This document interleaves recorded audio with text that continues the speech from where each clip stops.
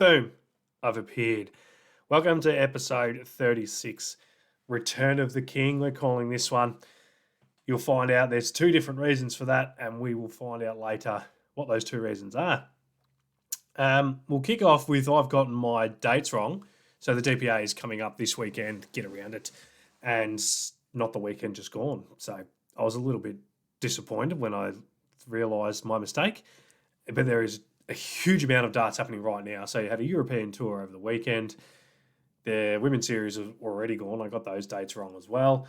We also have Players' Championship 15 and 16, I think, or 13 and 14, something like that, kicking off probably in the next 20 minutes. They're probably kicking off. So keep an eye on that. If you've got the PDC TV subscription, you can see it there. If not, keep in touch with it on Dart Connect TV.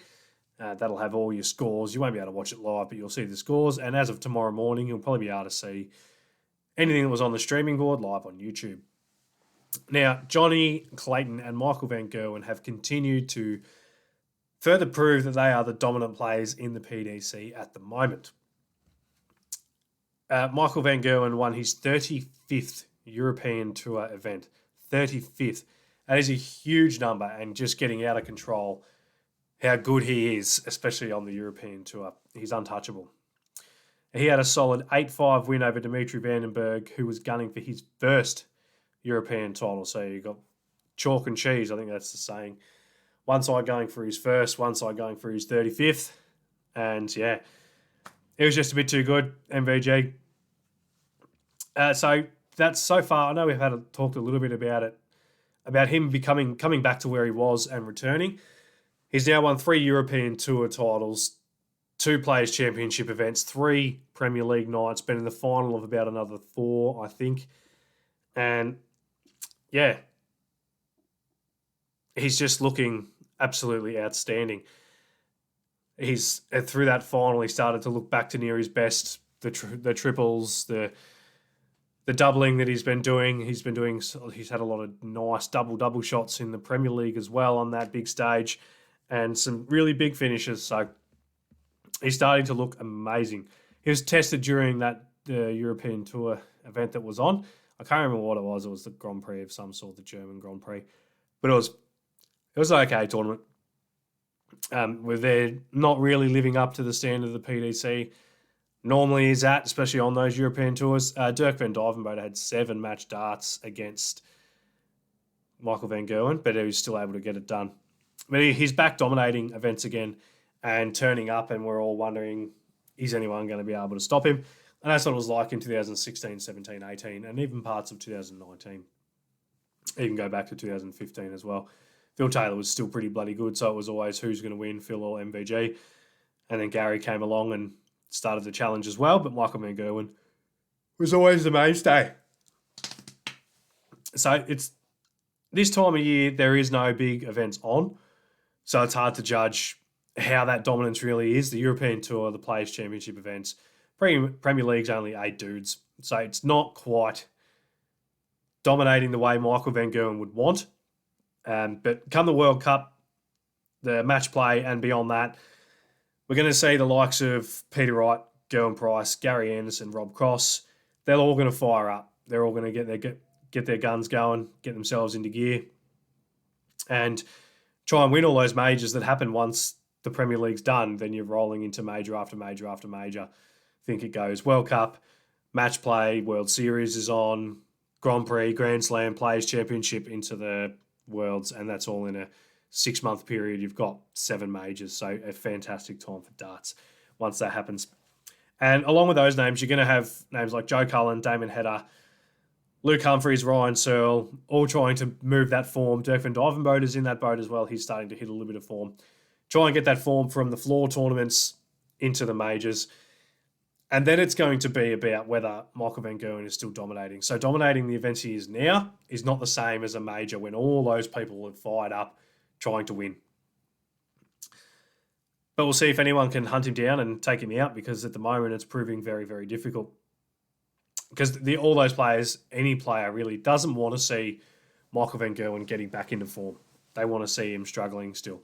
As much as it sounds harsh and it sounds mean, it's what they want, because he is a force and they just want to win. Everyone else wants to watch Michael Van Gerwen dominate. Sorry. Everyone else wants to see him absolutely dominate. Dimitri making a final was fantastic as well.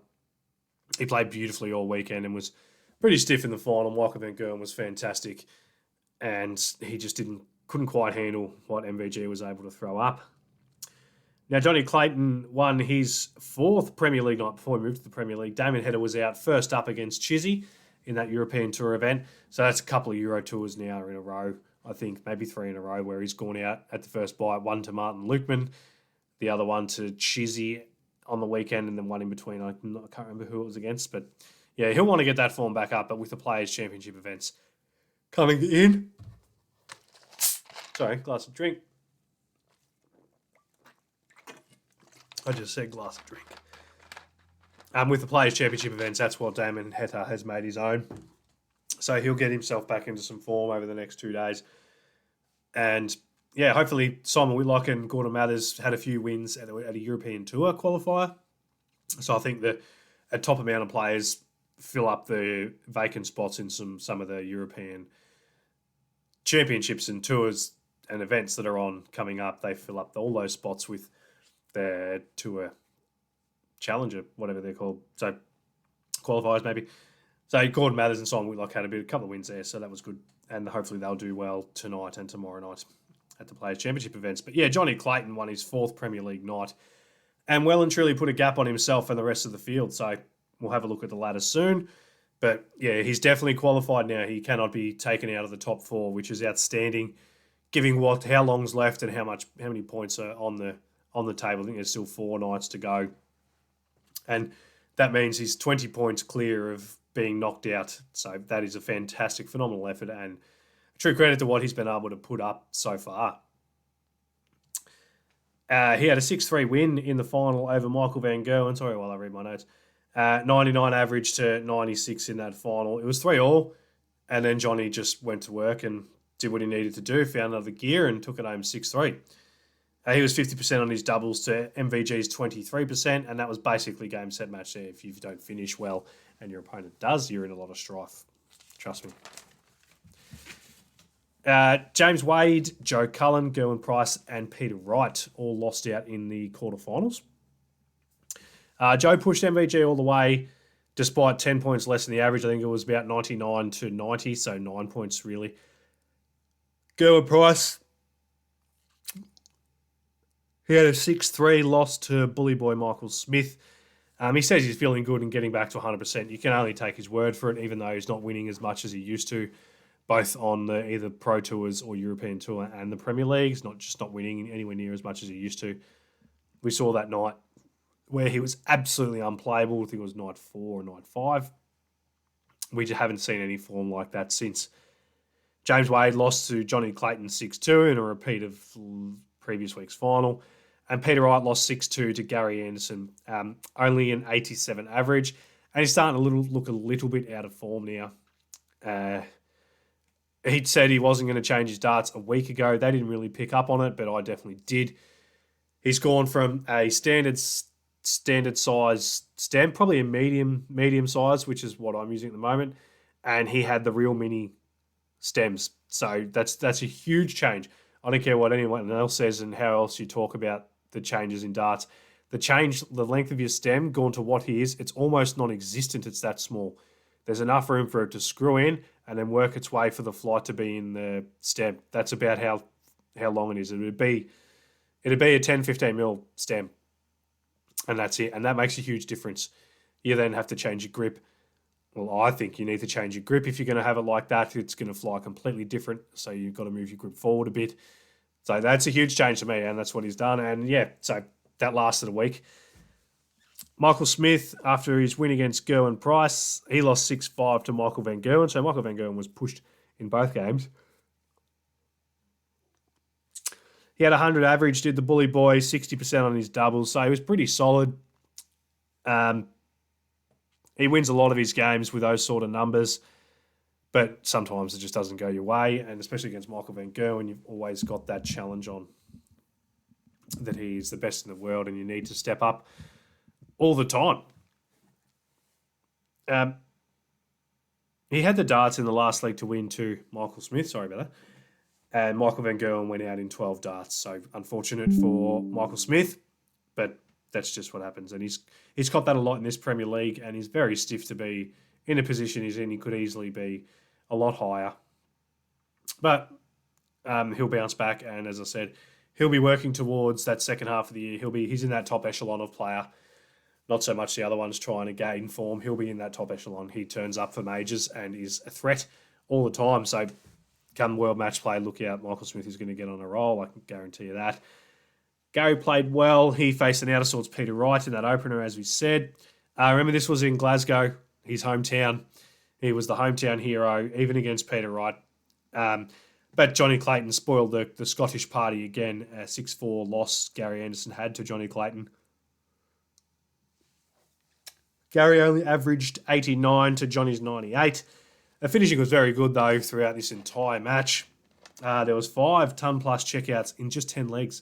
So 6-4 is 10 legs, obviously. And there was 5 ton-plus checkouts. So that's outstanding. Gary had a 110, a 115, and a 150. Johnny Clayton had a 141, a 116, throw in an 80, and I think a 70-something. And that's fantastic finishing. Brilliant. If you can take them out and not have to come back for another double and go inside and then go on for another double and then try and hit that bad boy there, double one, you're in trouble. So, yeah, when you finish on a combo, it's a brilliant feeling. So, Michael Van Gerwen, and Johnny proved again they are the big dogs, especially in the Premier League. Michael Van Gerwen's then taking it over to the European Tour and doing it there as well. Johnny Clayton's playing quite well there as well. He ran into Michael Van Gerwen at the latest one and probably makes a final if he didn't. So, yeah, they are by far and away the 2 best players in the world, I think. So what we do now, as usual, we will take a look. We'll get rid of me in the corner there and we'll just move that for a second at the ladder. So you've got Johnny Clayton. I've done it again. 34 points. So Joe Cullen is on 15. So that is a gap of 19 points. So there might only be 3 nights left. I'm not sure. Unless he's playing someone that he guarantees that he... No, wouldn't be. He must only be 3 nights left. Michael Van Gerwen sitting in second on 28 points.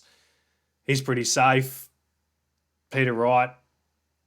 James Wade on 25. He looks pretty solid. He's 10 points ahead of Joe Cullen. So it's going to have to be miracles for anyone, really. Peter Wright's the only one that mathematically you think is a chance of going out, but it's going to require first-round exits and wins from either Joe Cullen, Michael Smith, Gerwen Price. I don't think Gary gets in from there. That's a hefty ask. That he needs to win. He needs to win 2 nights, hope Peter does nothing, and get a couple more points on the other night. Not going to happen. There's not going to be any change occur. Don't worry about that. That's going to be your final, and you're probably looking at that being your lineup for the semis. So you're looking at Johnny Clayton, Peter Wright, Michael Van Gerwen, James Wade. I don't see much changing. Back to the format and saying every match matters. The only thing on the line now, really, for Joe Cullen, Michael Smith, Gerwen Price, and Gary Anderson is the 10K. And look, for me, 10K is money. I'll do everything to win it. But when you're that... A lot of those guys have won a lot of money. Gerwen Price would be on $1 million just in prize money for the last 2 years. That's how the rolling averages work. So we all know his prize money for the last 2 years in just ranking events alone. So well over that. So what's another 10K? So not every match does matter as they try to make it out. They have said that the Premier League continually evolves. So whether it stays like that for long term is... They're probably not saying it will because they want to keep people interested and excited. Hopefully they turf it out the door next year. I'm not a fan. Look, don't get me wrong. It's good to see a winner every night and have more matches of darts being played, but I like the old way. I'm not going to say I'm old school. I just think it was a better system. And I like that build of tension, not a tension, build of tension to a final. I've said it before, I'll say it again. But I come from a sporting background where that's what happens. So the darts that I played in was match night by night. You build up to the grand final and the finals, of course. Cricket, Aussie rules, all those sports, rugby when I was young, and I've never gone near a soccer ball. All those sports build up, and they're the ones I'm interested in to a grand final, to an end. So that's good. That's what you want. That's what I want. All right. So fantasy, I scored 38 points. 63 was the highest, so that's not too bad.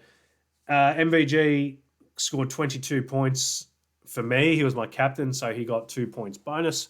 I'll just take these off for a second and put my hat backwards because that's sometimes just how I roll. You can see the fan in the background. See the fan bam? Let me see if I can show you the fan bam. No, that way. No, that way. God, wow, this is difficult. Fan bam. Yeah, so Michael Van Gerwen, 22 points, 11 points if he wasn't your captain. Johnny Clayton was 18 points, James Wade, -2. The app always plays up a bit, so it is always tough to follow and to find out what's going on. I couldn't even see the other players' scores. It was hard to open. I said there was the glitch last week with Michael Smith and James Wade hitting a huge amount of 9-dart legs, which they did not. You should see Mensur Sulevic's game today. Mensur versus someone, I can't remember. May have been Luke Woodhouse, I can't really remember. Maybe Sebastian Bielecki. But there was like 9 legs total, and 8 of them were 9-darters. So there was a massive stuff up there with Dark Connect. But anyway, let's move on. I probably won't change that team again. Like, those 3 are going to make the finals. They're 1, 2, and 3 on the ladder, my team. So I'm probably going to stick with them, and I don't think I'll change too much from there. Maybe change captain depending who's playing who, but I just like the way Michael Van Gerwen's going, so I'll just stick with him probably. Next week, Joe Cullen versus James Wade is first up. The winner to play Gary Anderson or Gerwin Price. The other half of the draw, Michael Van Gerwen versus Peter Wright to play Johnny Clayton or Michael Smith. So I've gone with James Wade to beat Joe Cullen, Gary Anderson to beat Gerwin Price. I think Gary Anderson then makes the final from there. Michael Van Gerwen to beat Peter Wright, Johnny Clayton to beat Michael Smith. I'm not going outrageous with those tips. That's just the way things have been going. But obviously you're going to have Michael Van Gerwen versus Johnny Clayton in a semi-final. I've tipped Michael Van Gerwen because he will have the throw first in that one. And yeah, I think Michael Van Gerwen will win the night. I have tipped a Michael Van Gerwen Gary Anderson final because I think that'll be brilliant. That just brings back memories. It always will, as much as that's kind of like living in the past and being an old nuffy. Those days were my highlight days. We're going to bring back that. The logo we'll wait on. Yeah, that's kind of highlight darts for me. Brings back memories. I used to watch those two go at it all the time, and it was the highlight of any tournament, any Premier League match. Any event was when Michael Van Gerwen and Gary Anderson ran into each other. It's a great movie, which we'll talk about deeper on another episode, all about the darts. And the 2016 World Championships, to be specific. House of Flying Arrows, it's called, and it was about the build-up of that match between Ando and Van Gerwen, because they were tipped to get in and face each other in the final, because they were seeded 1 and 2. Obviously, Raymond van Barneveld spoiled that party, and Adrian Lewis made the final, but it's still a great watch. And it was just building up that's what I'm getting at, it's just building up that contest back in those days, which we all loved. Right, let's piss off the Premier League ladder. Bring back me on me mower behind a dartboard. Crazy stuff. All right. Yeah, so as I spoke about before, I went a bit early and got a bit excited with the DPA stuff. But it's on this weekend. That's written down in my notes. That's why I'm backing back over myself. And then, yeah. Right, so I wanted to talk about dartboards now. So I've bought a new one for my videos. As you can see, the Blade 5 on here, she's a bit ratty, she's a bit worn. She still looks good by the beach, as you can see. But I wanted a new one to have in my videos so that the logo's across the top at 12 o'clock where it should be, because it gets worn down, especially when you throw quite a lot of darts. They wear down pretty quick. I went with the Unicorn Eclipse HD 2, the Pro or whatever it's called, something along those lines. We'll see it in a second. But Unicorn Eclipse HD. It's a sexy board, and I'm going to show you a picture of it in a minute for those of you watching. It's beautiful. The numbering is awesome. The font is better than what the Blade 5 is, but it's very similar to what the Blade 6 is. The The main difference being that the numbers are white as they should be. The Blade 6, they're grey. But the actual ring that they attach to is black. So you actually cannot see the ring. So that's a huge, it's not a massive initiative. I've seen it on others before, but yeah, so that's good. The PDC used those boards for years. So as long as I was watching, they were using the Unicorn Eclipse HD. They've only just recently changed to the Winmore, and it just depends who you talk to as to the reason behind that. Whether it is the fact that they were having a lot of bounce outs, maybe they was a bad batch. Obviously, I didn't get any of that bad batch. Maybe it was. Maybe it's because Winmore have more to offer financially, more boards they can give. They might do more behind the scenes for darts in grassroots level and all that sort of thing. Who knows? But whatever it is, it's a big, massive plug because we'll come up to talk about the Blade 6 in a minute. Only $149 for the Unicorn Eclipse. It used to be more. The Blade 6 triple core that they're using now is 200 plus at some places, but normally you can get it for 200. I'm not at a good enough level to stress about those potential bounce outs. It's not going to cost me a match having one dart bounce out here and there, if it even happens. And really, it's for looks. So what we're going to do, we're going to bring it up. There it is. Let's get rid of the other stuff, and I'll move over. So that's a picture of it on my floor, and it's just a good-looking board. The white's crisp and clear. This is taken in a dark room, so it's not as bright as it could be, but just in general, it looks amazing. The numbers look sensational on that black ring. They used to be a little clip-on number, and like if you hit it, it'd fly off and fling back. When I used to be not as good as I am now, I'm improving slowly. I don't go anywhere near those number rings.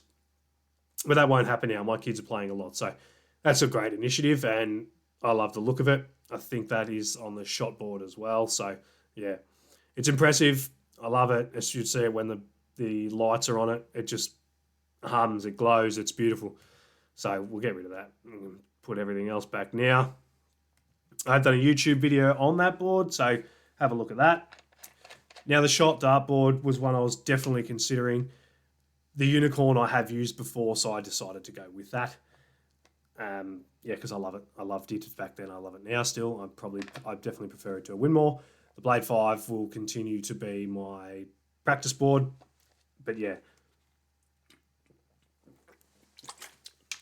The shot dartboard, the Bandit Duro, is what I'm looking at as well, and I may purchase one of those very soon. I've not heard a bad thing about the shot dartboard. I've only heard good things. It looks pretty good. And the highest quality board they offer, so the highest quality Unicorn, I think they have a Unicorn Eclipse Ultra, which may have been the very last board that PDC was using. And that comes in at about $169.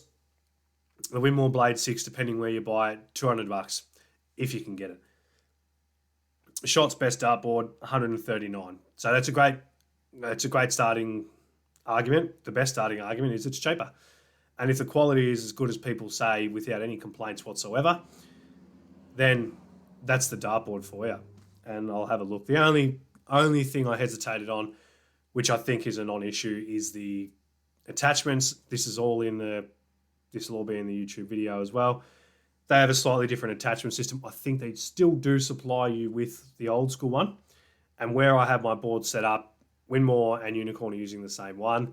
So if I want to switch from my practice board to my video board, all it is up, over, grab the other board, put it on. If it's a completely different mounting system, I need a completely different spot for my dartboard, which isn't as easy as it sounds in the rental that I'm in. So I'll have a look. I probably still will purchase it. And if I have to put another spot up, I have to put another spot up. We'll see. But I'm keen to. Now, the Blade 6 triple core, it looks good. It's well overpriced, though. Like, I don't want to sound like I'm being negative towards it and talking shit about Winmore boards, but for $200, when you can get the Shot, the Unicorn, the Tex Titan, and the Harrows board's only $100. There's a lot of good dartboards out there. They're pricing themselves out of the market, but at the moment, people are going for them like crazy because it's what the PDC are using. I don't want to call people sheep, but that's what's happening. because PDC are using that, people are going for it. And you cannot buy one anywhere. They're $200, but they're consistently out of stock. They had stock for 2 months there, if that, and now they're gone again. So jump on the shot, jump on the Unicorn Eclipse, and that's the way to go. As I said, I used Unicorn back in the day, probably 3 or 4 years ago. I don't know where that board's gone now. I think a mate has it. But yeah, it's a good board. Great board. Hit us up on YouTube. Check that out. I'll buy a shot one soon. I've got a few other videos lined up. All the podcast episodes are on there, so jump on there and hit like and subscribe. Hit that little bell. You'll get a notification when I give you some great content. And as I spoke about on there before on YouTube, and I'll speak about it here, any advice I give, take it with a grain of salt if you want. I'm just a thinker of darts. I like to think about the game, work on my game, think of things that can help other people. There's no proof in anything that I do because I'm a potato and probably always will be, but I love doing it. Now, the other meaning of the episode name, Return of the King. I've heard a whisper the other day, and now some very loud whispers with more and more and more and more coming. We may be seeing the return of Corey Cadby to the UK for darts. He's looking into a comeback, I think, from what we've heard. And I've spoken a bit about him before. So he was a super talent, absolutely brilliant darts player. He won the World Youth Championships at the end of 2016. 2017, he made the semi-final of the World Youth Championships. And that was a loss to Josh Payne, I think. Pretty sure. He beat Phil Taylor at the Sydney Darts Masters and the Perth Darts Masters in 2017. He was a runner-up at the Auckland Darts Masters, a runner-up to Gary Anderson at the 2018 UK Open, which the players will tell you is one of the more difficult majors to win. We've spoken about it before, with the 128 tour card holders all vying to put on a show and show what they can do. So that's why one of the reasons, the other reason being the draw is so random that you have no idea what's coming. And he pushed Gary all the way, got out to a nice early lead. Gary reined it in. I think he went down 11-7, but it was definitely a closer contest than that. Averaged 4 points higher than Gary in that final and was probably the player of the tournament. His averages stacked up across the whole tournament as to being one of the players of the tournament. So it was in his first 18 months, he's made a final of a major, a final of the World Youth Championships and won that, final of a World Series event. I think he made a semi at a Perth Darts Masters and Sydney Darts Masters. So a fantastic effort and a great talent is Corey Cadby. We got some absolutely brilliant players over here and in the UK. Simon Whitlock, Gordon Mathers, Damon Hedder over there representing us. Ray Smith, James Bailey, Tim Pusey, Mal Cumming, Rob Modra, Danny Porter. The list goes on and on and on. You've got the Smith boy, Kai and Connor Smith coming through. Just a huge amount of talent. Brandon Weaning. We got some guns over here. Make no mistake, Corey Cadby is the best of all those people when he is on. He's shown it before. I think there was a period when he was playing when everyone was sort of dropping off a little bit, and this is in the PDC. I was watching and going, everything's a little bit la here. 95 was one of the higher averages of seeing. Corey Cadby was getting up. If my hand's gone, that's how high he was getting. He was getting to that 110 mark. Easy. So he has got a huge amount of talent. We're going to dig in. We're going to see what we can find because Corey Cadby coming back, he'll be in the top 16 in no time. I know a lot of people have said that.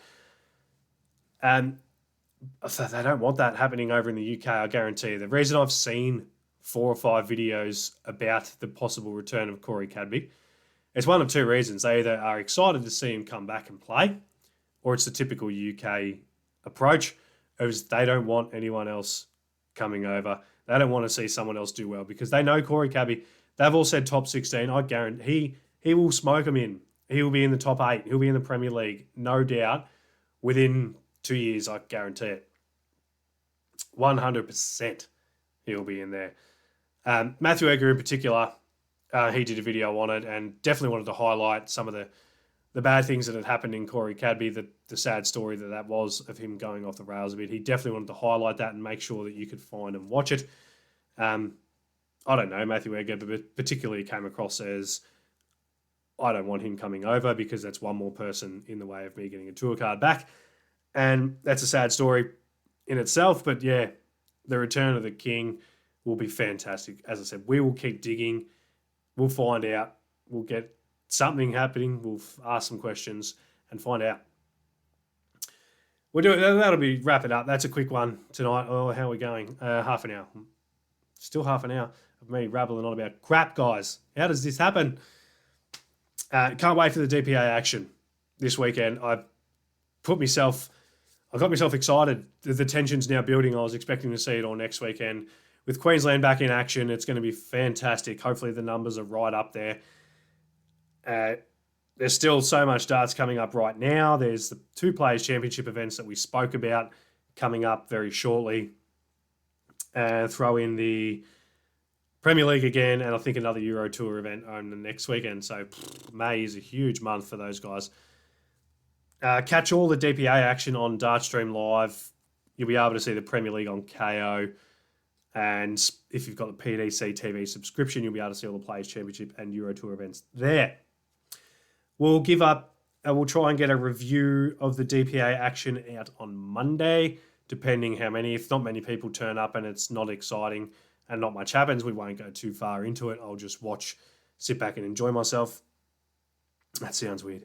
Yeah, but have fun. I hope you've enjoyed that. Get onto YouTube. We're on YouTube, Arrow Slingers. All my episodes are out. I've got a few other videos that I'm working on right now to get to you. You've got the dartboard. I've got one based on falling into the same board habits. When I say that, I mean playing on the same dartboard over and over and over and over again. And so I've come up with a few ways to help you adjust to that. There will be one about all my sets of darts. I might even buy a new set of darts before I make that one, just to make it slightly more interesting. And yeah, get on YouTube, find us there. This episode will be on here, episode 36, the Return of the King, it should say there. And I'll chat to you all next week. See you then. Have fun.